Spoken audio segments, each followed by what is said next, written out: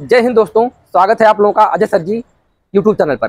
दोस्तों, जैसा कि आप सभी लोगों ने देखा कि माननीय हाई कोर्ट के द्वारा एक आदेश आया कि 68,500 की जो रिक्त सीटें हैं उन पदों पर नई शिक्षक भर्ती गवर्नमेंट करे। और बेसिक शिक्षा विभाग को भी उन्होंने आदेश दिया कि 2 महीने के अंदर 27,713 पदों पर भर्ती करे।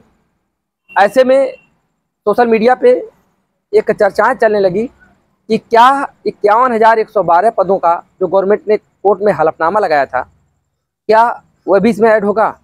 अर्थात बहुत से लोग इंगित करने लगे कि अब भर्ती 78,000 पदों पर होगी, या 70,000 से ऊपर 75,000, 80,000, इस तरह से लोग कहने लगे। तो आपको बताना चाहता हूं कि कोर्ट का जो आदेश आया है उसमें आप लोगों ने देखा होगा कि कोर्ट यह भी कह रही कि जो याचिकाकर्ता हैं, जो उनको अगर एज के लिए भी उनके लिए कहा है कोर्ट ने कि उनको वेटेज देने की बातें हो रही हैं, अर्थात एज में रिलीफ देने की बातें हो रही हैं। और साथ ही साथ आप लोगों ने ये भी देखा होगा कि यह शिक्षा मित्र का समायोजन जब रद्द हुआ था तो उन पदों पर 2 भर्तियों का आदेश हुआ था, और ये 2 भर्तियाँ 68,500 और 69,000 में डिवाइड हुई थी।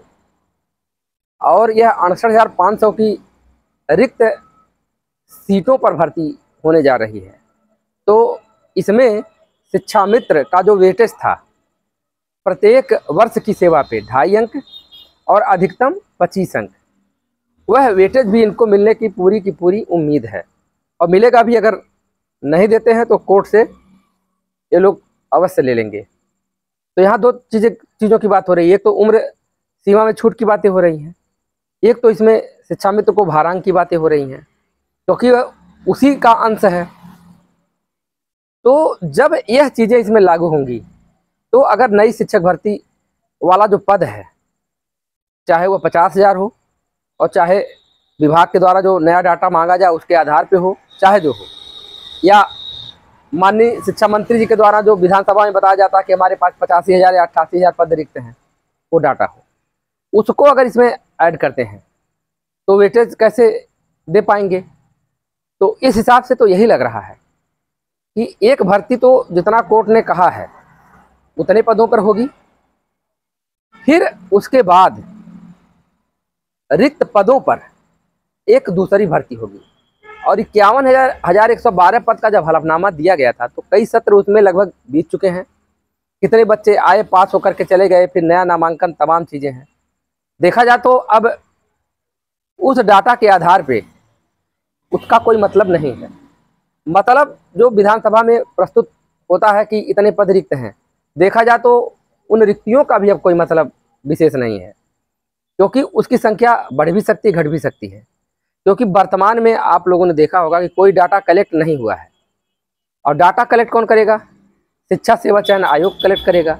शिक्षा सेवा चयन आयोग के जब अध्यक्ष अब चुन लिए जाएंगे, साक्षात्कार हो चुका है, तब उनका यही काम होगा कि वह प्राइमरी, जूनियर, माध्यमिक सभी में वह डाटा कलेक्ट करें, विभाग को आदेश करें कि कितने पद रिक्त हैं।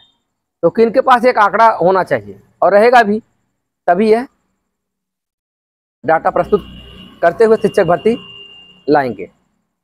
तो इसमें जितना पद कोर्ट ने कहा है उतने पदों पे ही संभावना बन रही है। बाकी जो अन्य पद सृजित होंगे उसके लिए एक दूसरी भर्ती भी देखने को मिलेगी। हो सकता है कि इसी एक ही साल में आपको 2 भर्ती देखने को मिल जाए, इससे इनकार नहीं किया जा सकता है।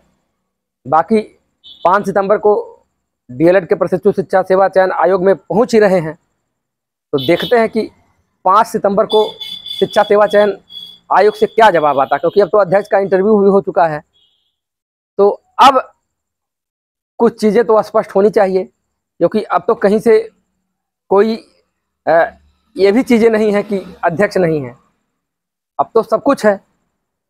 तो अब वहाँ से भी कुछ स्पष्ट चीज़ें निकलेंगी। साथ ही साथ एक कोर्ट का मैटर है, तो इसमें भी अब ये 2 महीने का जो वक्त है, हो सकता है कि इसमें कुछ आगे बढ़ सकता है। आगे बढ़ने का रीज़न ये हो सकता है कि यूपीटीटी की परीक्षा, हो सकता है शिक्षा सेवा चयन आयोग पहले यूपीटीटी की परीक्षा ही कराए, क्योंकि अब तो भर्ती भी वही करेगा।